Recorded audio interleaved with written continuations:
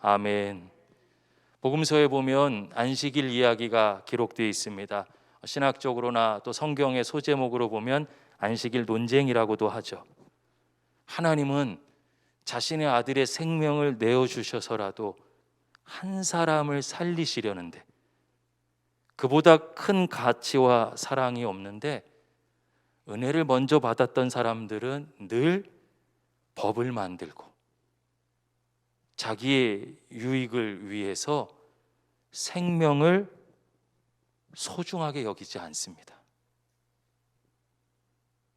그게 오랜 시간 지나면 마치 진리인 것처럼 그 안에 담겨져 있는 의미와 사랑은 사라지고 껍데기만 남아 오히려 사람을 아프게 하죠. 우리 주님은 바로 그런 사람의 법, 죽음의 법을 깨트리시러 이 땅에 오셨습니다. 오늘 본문에 손 마른 사람이 나옵니다. 예수님께서 이 사람을 안식일에 고쳐주셨습니다. 이 시기에 주님께서 안식일에 사람을 치유하시면 사실 예수님이 위험에 빠지세요. 수많은 사람들이 주님을 고발할 증거를 찾고 있는 시기였습니다. 그러나 주님은 그런 사람의 시선이 중요하지 않습니다. 어떤 환경인과 상황인가 그것을 신경 쓰지 않으시고 묵묵히 변함없이 끝까지 처음처럼, 그리고 하나님의 뜻과 계획대로 한 사람을 사랑하시는 그 일을 감당하시죠. 오늘 본문을 보십시오. 1절에 예수께서 다시 회당에 들어가셨습니다. 거기에 한쪽 손 마른 사람이 있었습니다. 손이 마르다, 마비되었다는 뜻이겠죠. 헬라어 에세람메네는 마르다, 시들다, 마비되다 등의 의미를 가지고 있습니다. 여러분, 마르다, 시들다, 마비되다, 손이 말라요? 손이 시듭니다. 손이 마비되어요. 여기 한 가지 전제는 이 사람의 손이 태어날 때부터 장애가 있었던 것은 아니라는 뜻이죠. 언제인지 모르지만 후천적으로 어떤 질병이나 사고에 의해 그 손이 망가진 거예요. 근육이 마비되고 손을 움직일 수 없게 되었습니다. 누가복음에서는 한쪽 손 마른 사람이 아니라 오른손이 마른 사람이라고 표현합니다. 여러분, 오른손은 고대 근동사회 속에서 또 성경에서 항상 힘의 상징이죠. 건강함에, 부유함에, 자기를 지킬 수 있는 능력을 상징합니다. 그러면 그 오른손이 마비되었다는 것은 손이 아프다는 이야기도 담지만 더 깊은 곳에 이 사람이 얼마나 절박하고 어려운 처지에 있는지를 묘사하는 것이죠.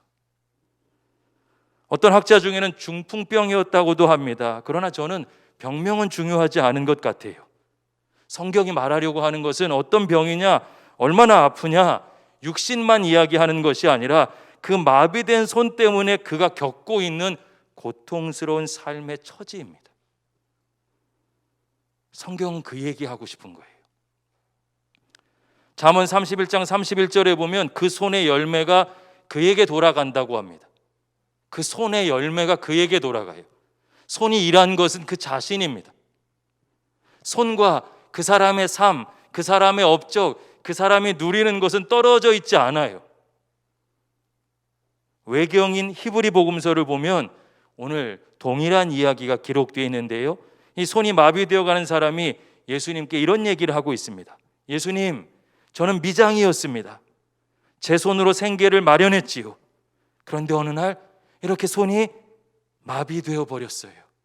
주님, 제가 부디 수치스럽게 먹을 것을 구걸하지 않도록 사랑하는 가족을 지킬 수 있도록 제발 회복시켜 주세요. 간절히 청합니다. 여러분, 이 사람에게 손은요, 가족을 향한 사랑이죠.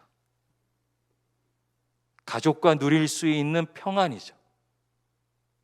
그저 그 손에 상처가 있다, 손에 어려움을 겪었다, 그 정도가 아니라 그가 겪고 있는 아픔과 삶의 처지 그 자체입니다. 한때는 땀을 흘리며 일하고 가족을 부양할 수 있는 자랑스러운 손이었겠죠. 그런데 지금은 가족을 지킬 수 없는 초라한 현실을 드러내는 손이 돼버렸습니다. 그 아픔. 이젠 가족에게 미안하고 당대 주변 사람들에게 손이 마비된 이는 저주받은 이겠죠. 손가락질을 받는 장애와 고통을 가진 저주스러운 삶을 상징하는 것, 그의 마비된 손이 되었습니다. 저는 허깅하거나 악수하는 것을 굉장히 좋아하고 성도들이 그렇게 더 가까워지기를 늘 원합니다.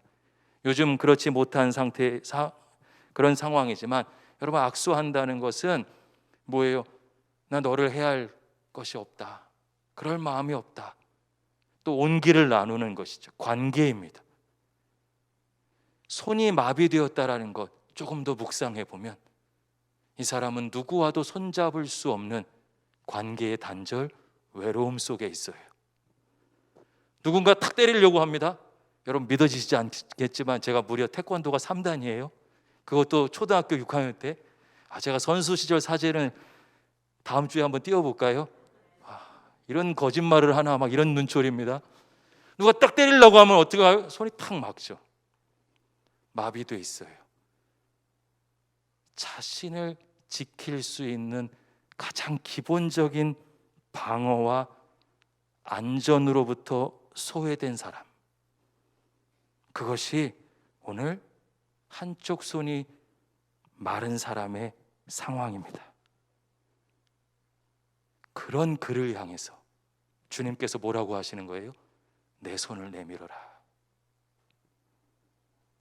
단순한 병 고침이 아니죠. 나는 너의 아픔을 알고 있다. 난 너의 외로움을 알고 있다.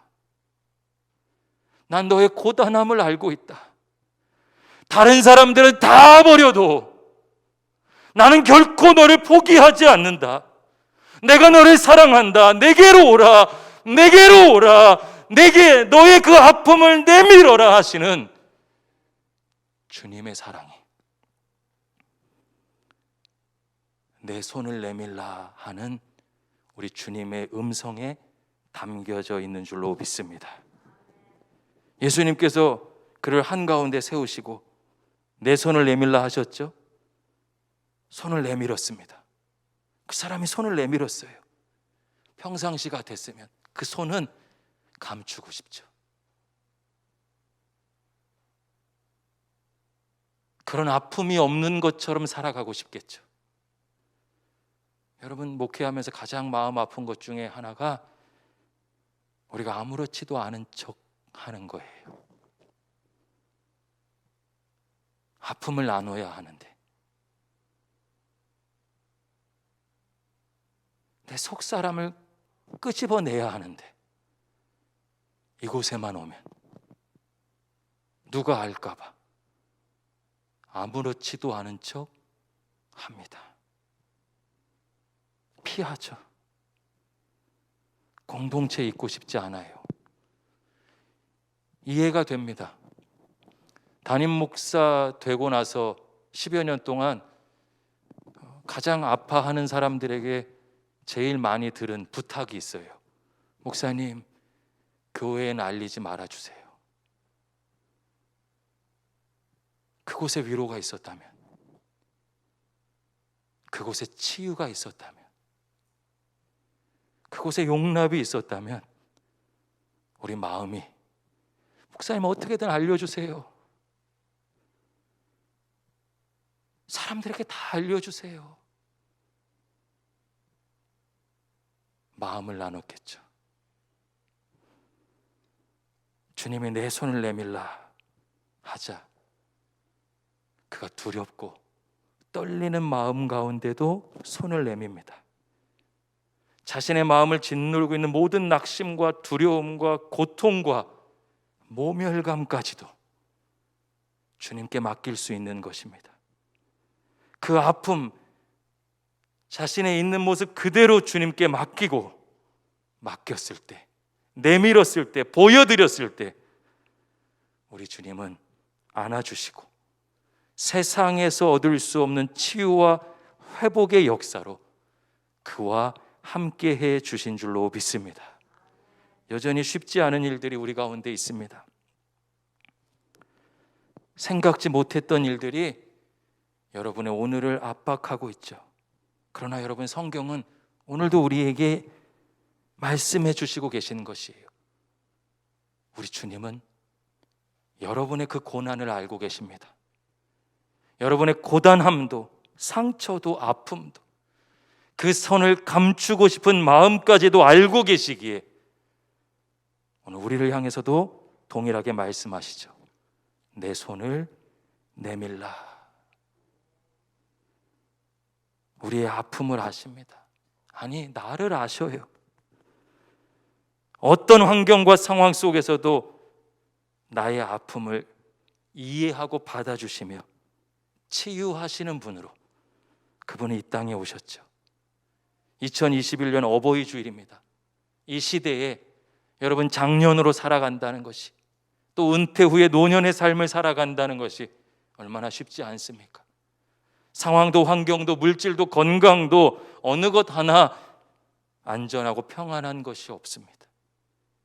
그런 우리를 향해서 주님이 말씀하시는 것이에요. 내 손을 내밀라. 사랑하는 신세계교회 모든 가족들과 오늘 이 자리에 함께하는 예배자들에게 주님께서 참된 위로와 안식을 부어주시길 예수님의 이름으로 간절히 축복합니다. 할렐루야. 여러분, 2절 말씀 같이 한번 읽어볼까요? 함께 읽겠습니다. 사람들이 예수를 고발하려 하여 안식일에 그 사람을 고치시는가 주시하고 있거늘. 여러분 보세요. 오늘 이 자리엔 치유하시는 주님만 계셨던 것이 아닙니다. 안식일인데 한 번도 안식을 누리지 못한 것 같은 처참한 상황에 있는, 상처 가운데 있는 손 마른 사람이 있고, 믿는다 하면서 직분을 가졌다 하면서 지도자라 선생이라 이름 붙었는데 하나님의 일을 한다고 하는데 손 마른 사람의 아픔 따위엔 조금 더 관심이 없는 바리새인과 정치 지도자들이 있습니다. 여러분, 그들은 하나님을 사랑한다고 말하는 사람들이었습니다. 오늘날 교회 안에 있으면 교회고 신앙적이고, 교회 밖에 나가면 세상이라 하는데 지난주에 말씀드렸잖아요. 그렇지 않습니다. 세상은 하나님께서 창조하신 곳, 하나님의 백성이 살아가는 땅이죠. 부정적인 의미의 세상은 무엇입니까? 하나님의 뜻과 상관없이 살아가는 삶의 양식이에요. 삶의 태도입니다. 하나님이 관심하는 것에 관심이 없는 모습이 세상이에요. 아무리 믿음을 이야기하고 교회 안에 와도 이곳이 세상일 수 있어요. 생명을 소중하게 여기지 않는다면, 하나님의 마음을 품지 않는다면, 하나님의 사랑으로 서로를 바라보지 않는다면 건물은 교회지만 여긴 세상보다 악할 수 있어요. 아니, 악한 세상이 될 수 있어요. 오늘 손 마른 사람이 있는 그곳에 다 하나님 얘기하고 있었지만 악한 세상을 보게 됩니다. 세상의 가치를 살아가고 있는 믿음이란 가면 쓴 사람들을 보게 됩니다. 그들은 지금 주님을 고발할 증거 찾기에 혈안이 되어 있습니다. 누군가의 상처와 아픔엔 전혀 관심이 없죠. 여러분, 안식일은 출애굽한 이스라엘에게 십계명 주실 때 하나님은 허락하신 법이에요. 우린 율법, 하나님의 법 괴롭게만 느껴져서 안식일에 일하면 죽는다, 혼난다 이런 거에 익숙해 있지만, 여러분, 노예로 단 한순간도 쉴 수 없었던 사람들,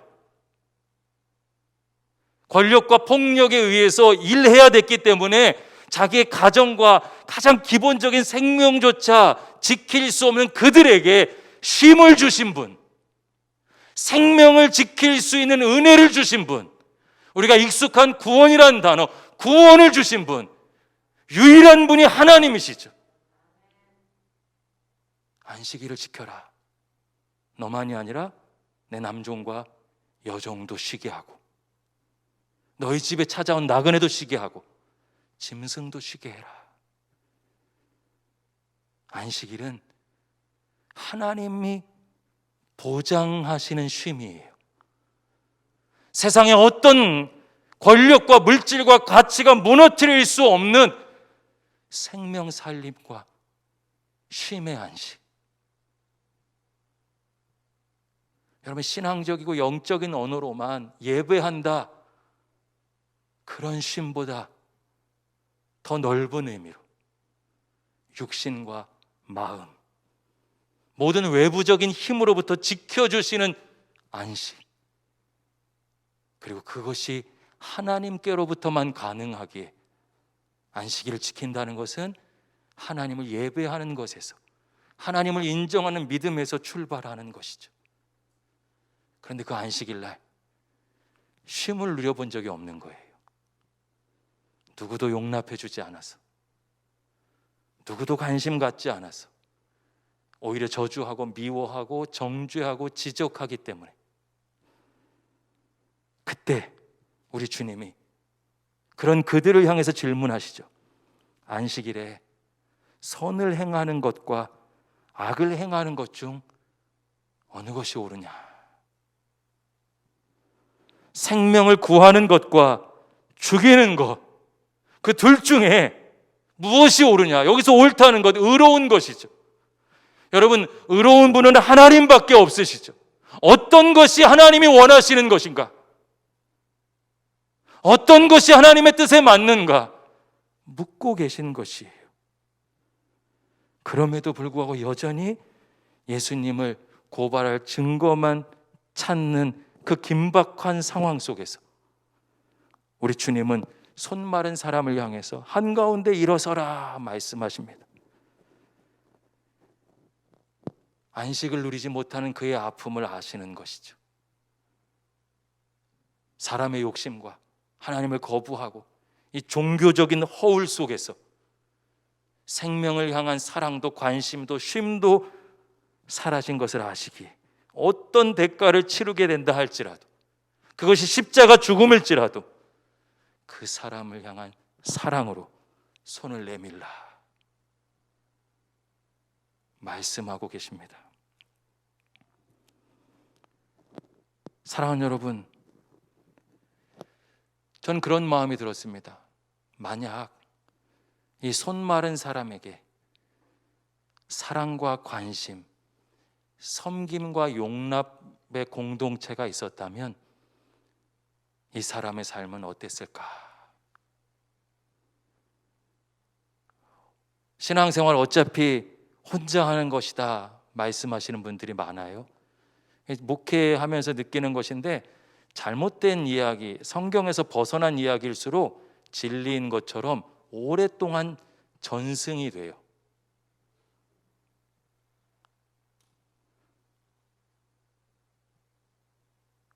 신앙생활은 혼자 할 수 없습니다.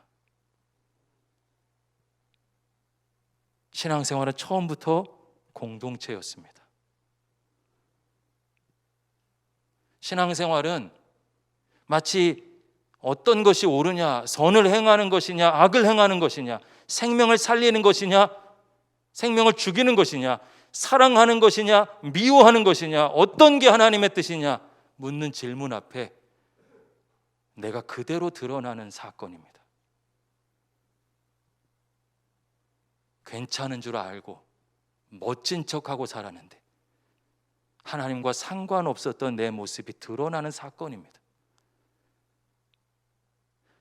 그래도 다른 사람 미워하지 않고 열심히 살았지만 저 사람과 하나 되려면 내가 속상한 게 너무 많아요. 그 아픔의 과정을 거치는 것이 신앙생활입니다. 그러면서 우리는 알게 되죠. 나를 용납해 주시는 하나님의 은혜.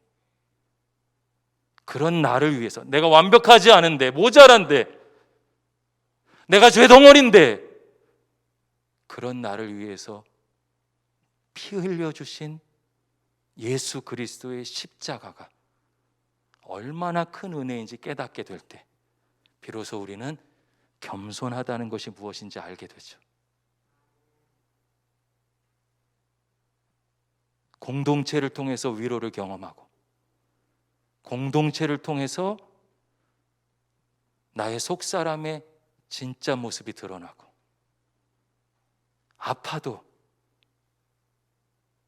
그런 것들이 부딪히고 깨어지는 과정을 통해 우리는 예수님을 닮아가게 됩니다. 그리고 정말 어려울 때 손잡아주는 한 사람을 통해 일어설 수 있게 되죠. 신앙생활은 처음부터 혼자 하는 것이 아닙니다. 우리 주님이 성부, 성자, 성령 삼위일체 하나님 공동체를 이루셨고, 그 하나님의 형상대로 지음받은 우리는 공동체로 하나님의 뜻을 이루어가는 사랑의 공동체로 교회를 세워가는 하나님의 사람들인 줄로 믿습니다. 오늘 교회를 향해서도 물으십니다. 생명을 살리는 것이 옳으냐, 죽이는 것이 옳으냐? 하나님의 뜻을 귀하게 여기고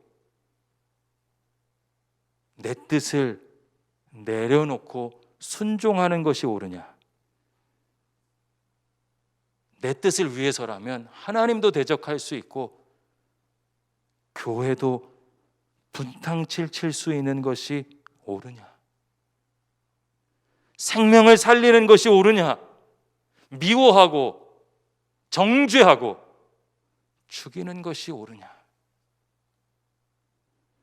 사랑하는 여러분, 저는 오늘 이 말씀을 붙잡고 무엇보다 여러분 한 사람 한 사람이 자신의 고단함을 아시고 변함없는 사랑으로 치유하시고 위로하시는 주님의 참된 위로와 안식을 누리시기를 예수님의 이름으로 간절히 축원합니다. 동시에 그 사랑을 누리고 감격하며 예수님을 닮아가는 이들이 그리스도인들이죠.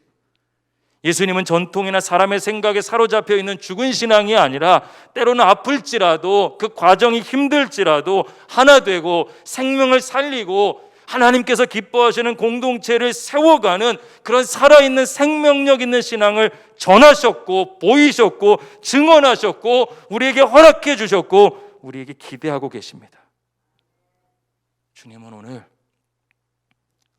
옆에 있는 이들의 고단함을 알기를 원하셔요. 내가 찾아가기를 바라십니다.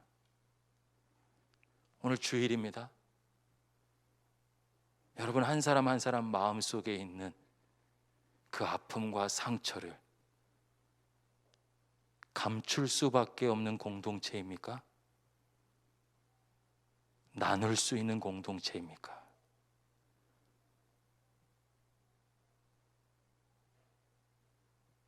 사랑하고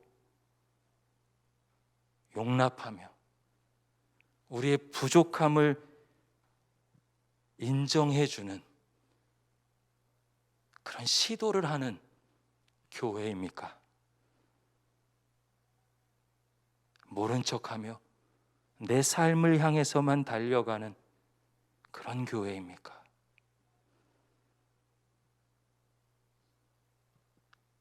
오늘 이 자리에 예배하시는데요, 여전히 안식을 누리지 못하시는 분들이 보여요.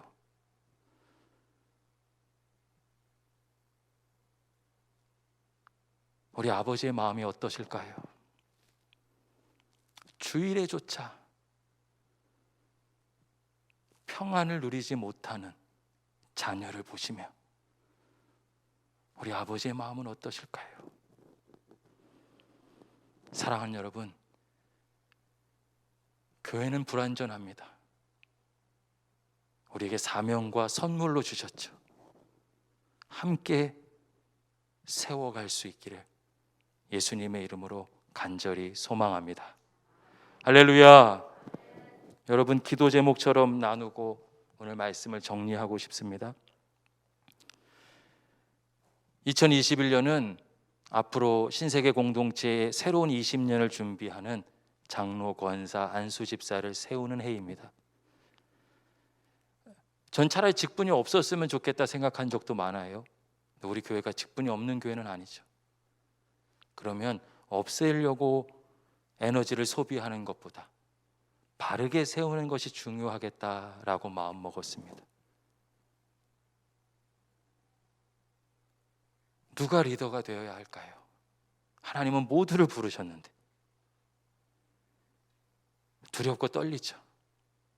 교회에 한 사람이 잘못 세워지면 얼마나 엉망진창이 되는지를 수없이 보아왔습니다.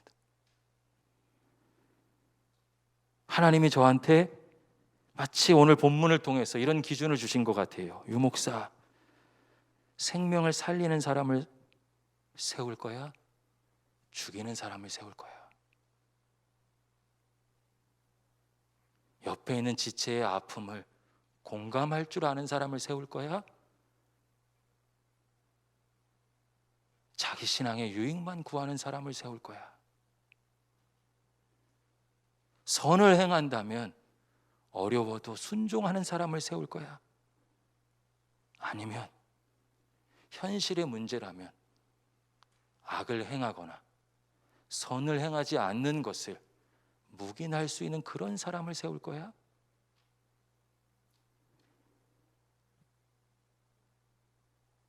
사랑하는 여러분, 주님은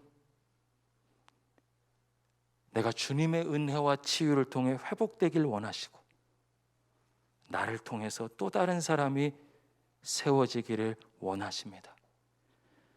믿음의 가족을 향한 진실한 사랑이 넘쳐나는 공동체, 그런 교회가 절실한 시대에 우리 신세계교회 믿음의 가족들이 하나님의 뜻을 함께 세워가고 주의 몸된 교회를 세워갈 수 있기를 예수님의 이름으로 간절히 소망합니다. 기도하겠습니다.